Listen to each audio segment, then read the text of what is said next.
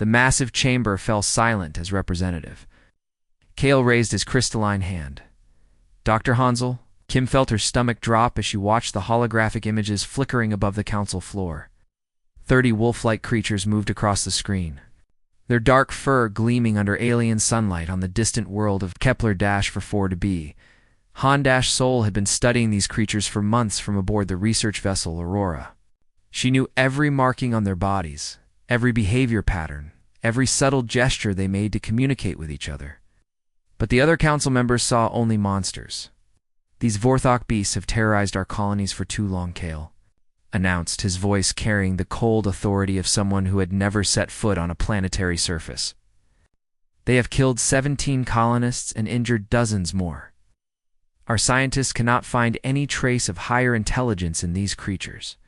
The chamber erupted in agreement. The insectoid Crix representatives clicked their mandibles in approval.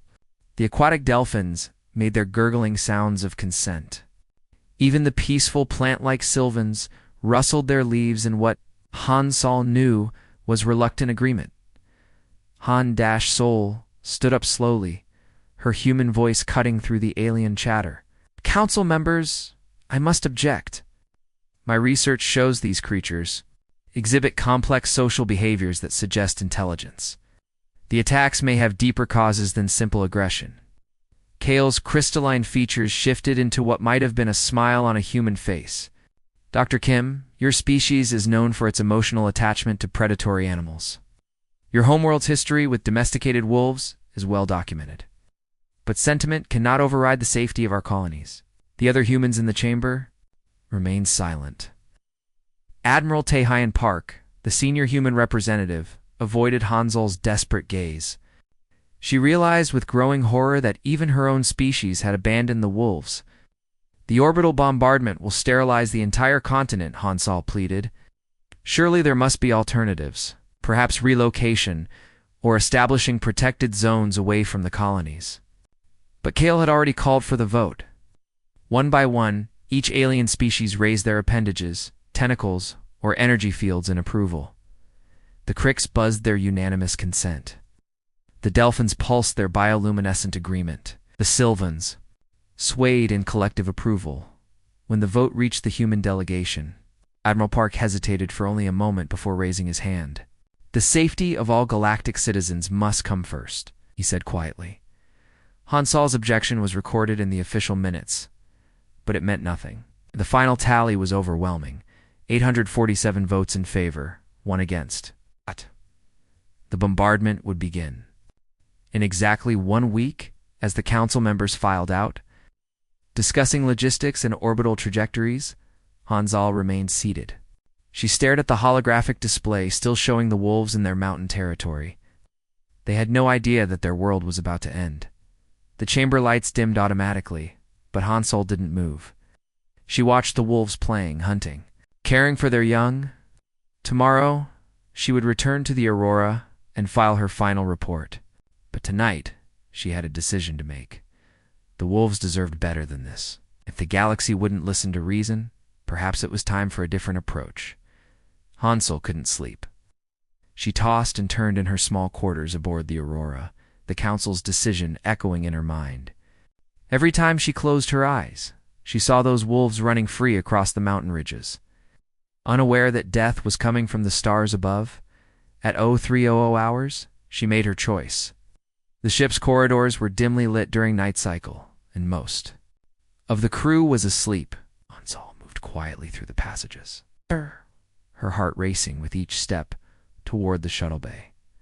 The massive doors to the bay were sealed, but her access card still worked. Inside, she found Borum hunched over an open maintenance panel, her tools scattered across the floor. The chief engineer looked up in surprise as Hansel approached. "Dr. Kim? What are you doing here at this hour?" Borum asked, wiping grease. From her hands, Hansel took a deep breath. "I need your help, Borum. I know we've only worked together for a few months, but you're the only person on this ship who might understand." Borum set down her diagnostic tablet and crossed her arms.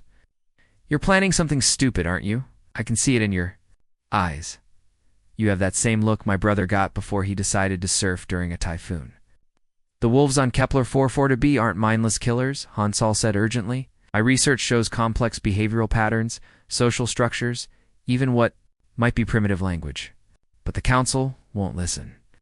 They're going to wipe out an entire species based on fear and misunderstanding. Bjorn glanced around the empty shuttle bay. And you want to do what exactly? Storm down there and have a chat with a pack of giant wolves? I need to get to the planet before the bombardment. If I can prove they're intelligent, maybe I can convince the Council to call off the attack. Hansal's voice cracked slightly. I'm the only xenobiologist who's studied them extensively. If I don't try, they'll all die. Bjorn studied her for a long moment. You know, Admiral Park will court-martial you for this. Stealing a shuttle, disobeying direct orders, interfering with a council decision, you'll never work in space again. I know. Hansal's voice was barely a whisper. But I became a scientist to understand life, not to watch it get exterminated out of ignorance. Bjorn sighed deeply and picked up her tools. Shuttle 3 has a faulty navigation beacon. I'll need at least 4 hours to fix it properly. During that time, the security logs might show some unusual activity, but nothing that can't be explained by routine maintenance. Hansel felt tears of gratitude welling up. Borum, I can't ask you to risk your career for this. You're not asking. I'm volunteering. Borum moved to the shuttle's access panel. Besides, someone needs to make sure you don't crash into the planet. You're a brilliant scientist, but your piloting skills are terrible. Within 2 hours, Bjorn had the shuttle ready. She hugged Hansel tightly before the launch. Bring back proof, Hansel. Make this worth it. As the shuttle's engines fired up, Hansel felt the weight of responsibility settling on her shoulders. She was violating every protocol, risking her career and potentially her life. But as the aurora grew smaller behind her, she knew she was doing the right thing. The wolves deserved a chance to tell their story. The shuttle landed with a soft thud in a clearing, about 2 kilometers from the wolves' territory. Hansel gathered her equipment carefully, checking each scanner and communication device twice. Her hands trembled slightly as she secured the pack around her shoulders. Everything depended on the next few hours. The mountain air was crisp and thin, carrying strange scents from alien vegetation. Hansel had studied the atmospheric readings countless times, but actually breathing the air felt surreal. Her portable scanner and began the careful trek toward the den site. She'd identified from orbital images. As she climbed higher, the landscape became more rugged. Purple-leafed trees gave way to rocky outcrops and narrow ledges, her scanner showed. The life signs growing stronger with each step. 30 individual readings clustered together in what appeared to be a natural cave system. The silence was unnerving. Back on Earth, approaching any wolf territory would have triggered warning howls by now. But these wolves remained completely quiet, watching her approach with invisible eyes. Hansel stopped 50 meters from the den entrance. The rocky outcrop looked empty, but her scanner indicated multiple life forms just beyond the shadows. She slowly removed her pack and set it on the ground, then knelt in the universal gesture of submission she'd learned from studying. Earth wolves. Her knees pressed against the cold stone as she placed both palms flat on the ground. She lowered her head, exposing her neck in a display of vulnerability that went against every human survival instinct. The position left her completely defenseless, but it was the only way to show she meant no harm. Minutes passed. Hansal's legs began to cramp, but she didn't move. Her scanner beeped softly, indicating movement in the shadows ahead. Still, she waited. A low growl echoed off the rocky walls, deep and threatening.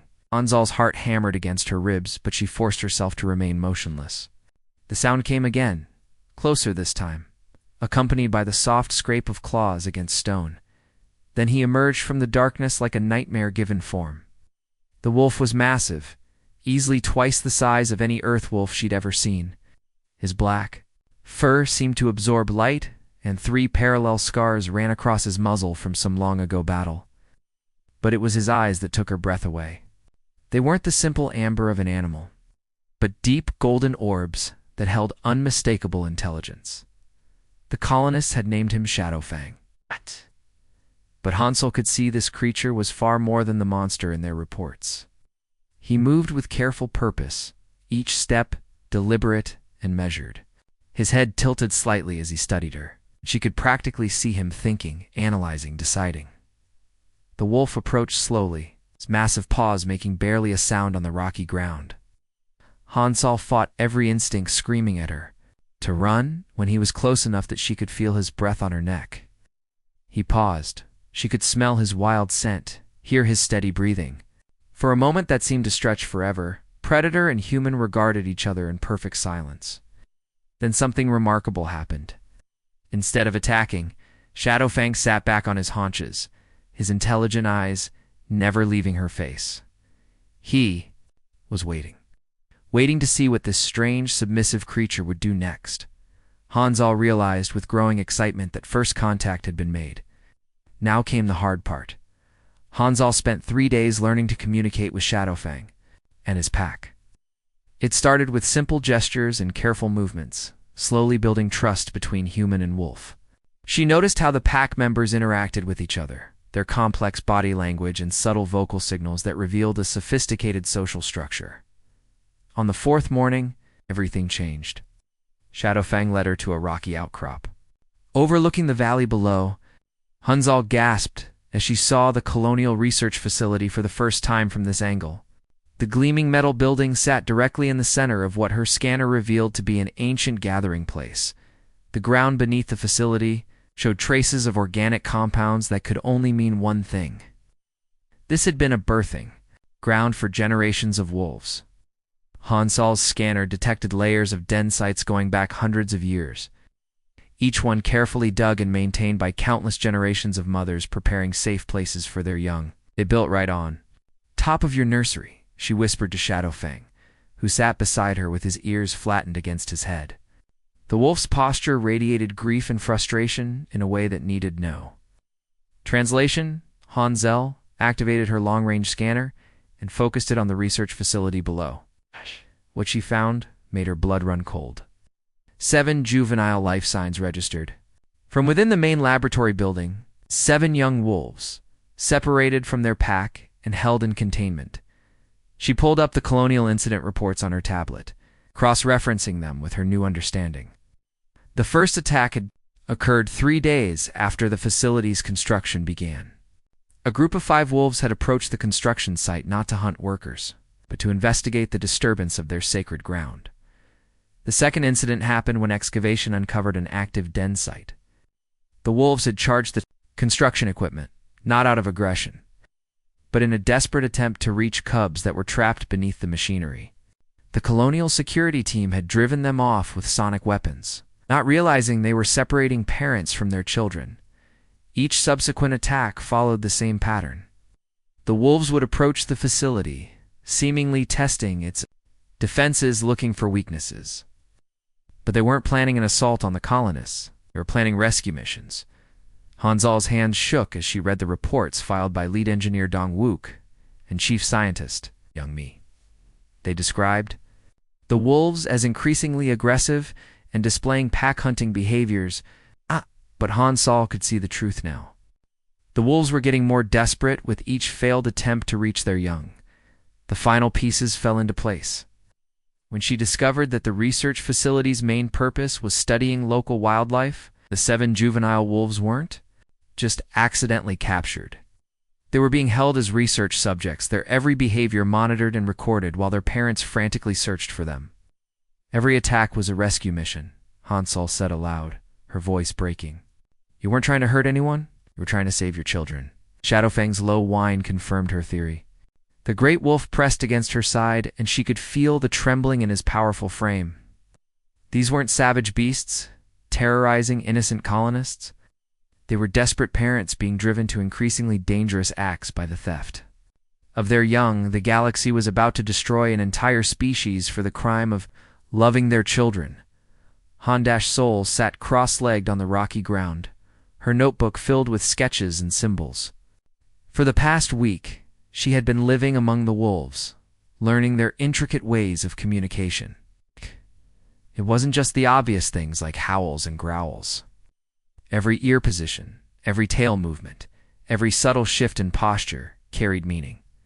Shadowfang watched patiently as she drew simple pictures in the dirt with a stick. A circle for the sun, wavy lines for water, basic shapes representing the pack members. The great wolf studied each drawing carefully, then began making his own marks in the earth with his massive paw. What he drew amazed her.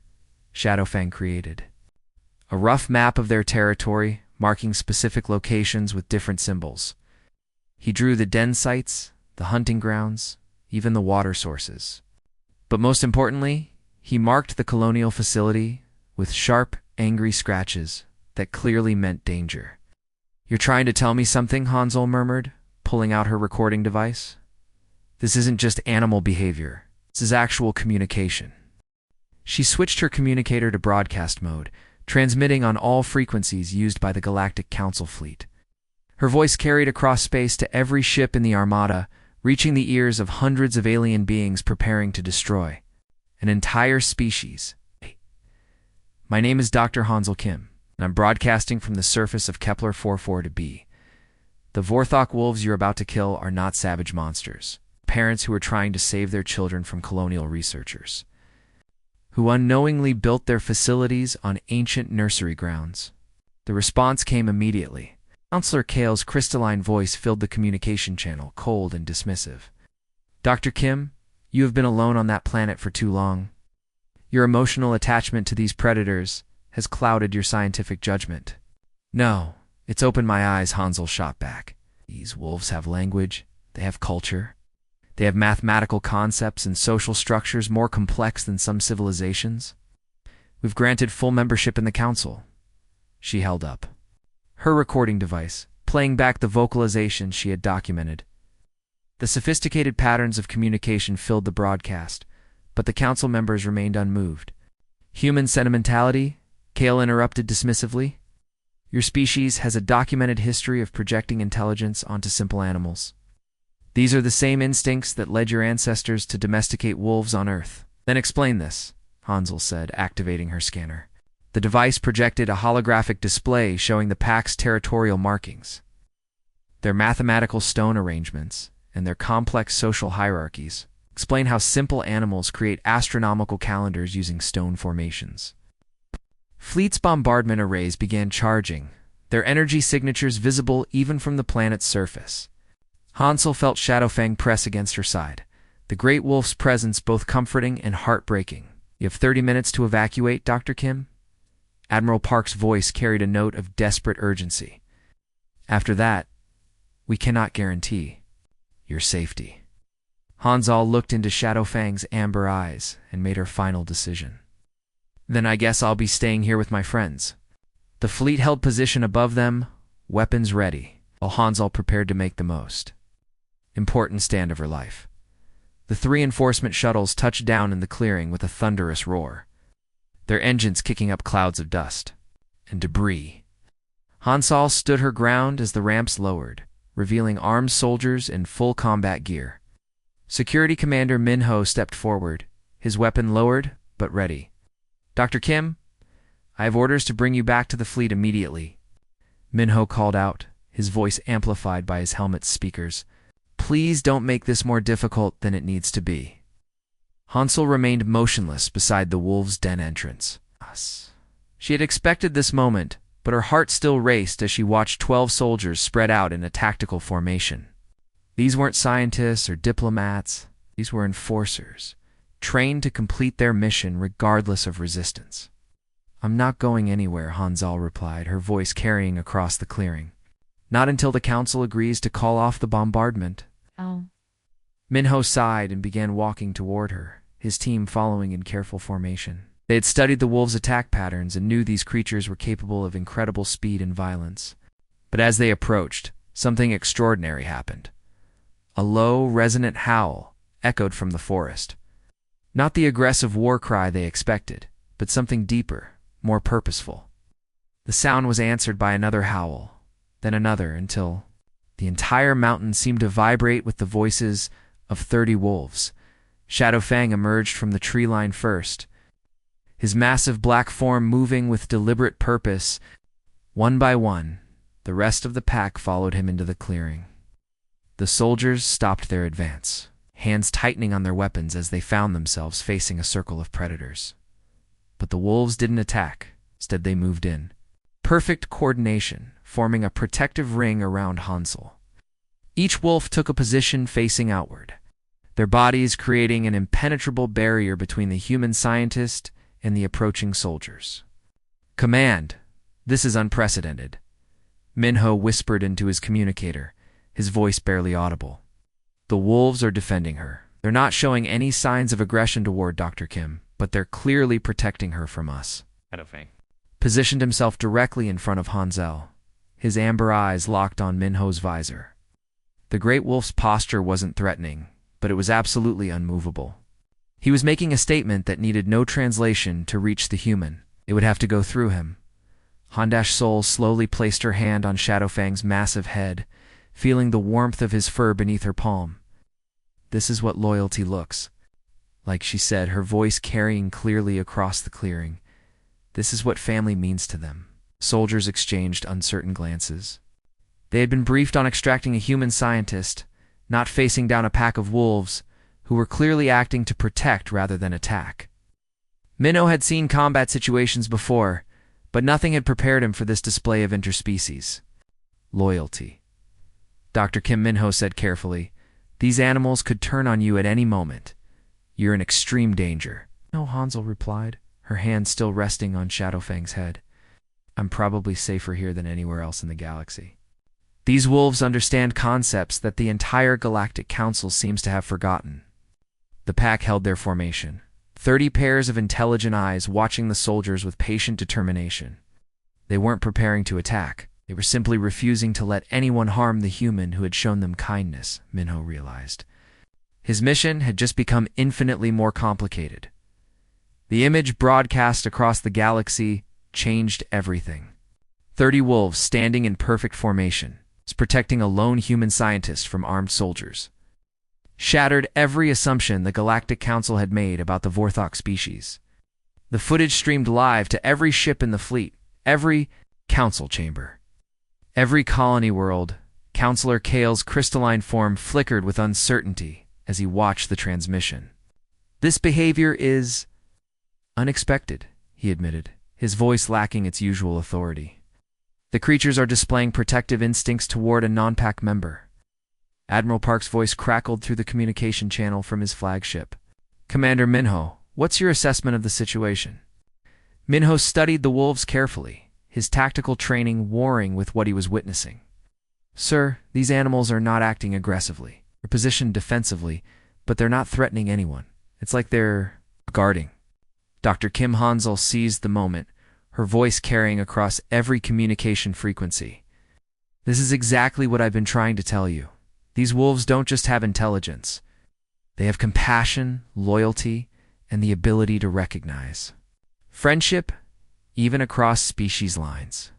She activated her scanner, projecting holographic displays of the pack's complex social structures.